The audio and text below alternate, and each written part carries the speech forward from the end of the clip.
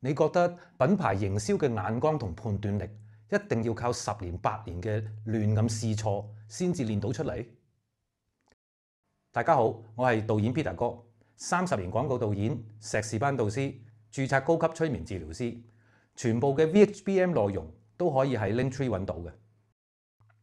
呢個世界咧，最殘酷嘅真相係，其實就算有人肯將30年嘅經驗一次過全部話晒俾你聽，你都未必相信，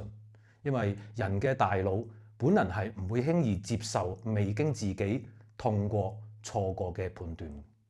所以多數人嘅品牌營銷眼光係靠燒錢、靠試錯、靠失敗，一路撞一路學。但問題係影片營銷進入 AI 年代之後咧，試錯嘅成本就唔再只係慢或者貴咁簡單，而係可以一錯就直接傷害品牌，甚至品牌自毀。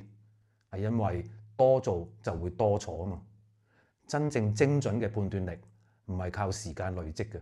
而係靠一套可以避開自己主觀感覺、情緒影響同埋經驗幻覺嘅客觀而科學化嘅底層法則。影片催眠品牌營銷就係將我30年嘅導演經驗、潛意識心理機制同埋 AI 協作嘅方法，整理成一套用嚟判斷而唔係用嚟撞運氣嘅系統。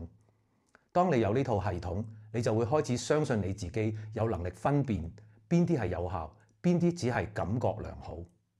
記得 comment、like、subscribe 之後留意返 VHBM， 即係影片催眠品牌營銷法則100條嘅免費線上講座同埋付費線上或者實體課程嘅公告。講座課程會教你點樣用影片同埋潛意識，再加埋 AI 嚟達到品牌營銷嘅超高效益。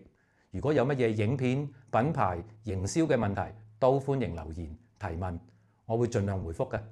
如果公司需要個案顧問服務，都可以揾我。